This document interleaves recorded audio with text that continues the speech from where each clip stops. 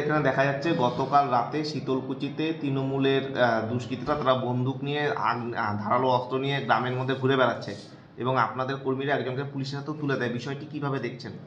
শুধু শীতলকুচি না, শীতলকুচি, সিতাই, দিনাটা, এমনকি নাটাবাড়িতেই কিছু কিছু এরিয়ায় তৃণমূলের হারমাত বাহিনী দক্ষিণ বিধানসভায় আজকেও মিছিল করছে।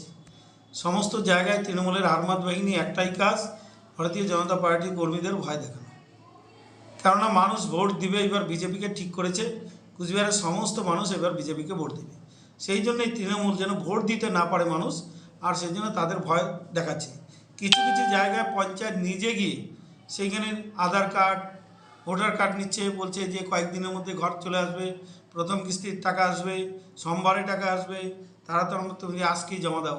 লাইন লেগে গেছে বিভিন্ন যেখানে জেরক্স মেশিনে যায়, জেরক্সের যে করে সেই দোকানে। এরকম প্রতিটা জায়গায় তৃণমূলের একটাই রাস্তা, শুধু ভয় দেখানো, বন্দুক পিস্তল নিয়ে ভয় দেখানো, তাছাড়া ওদের আর লোক নেই।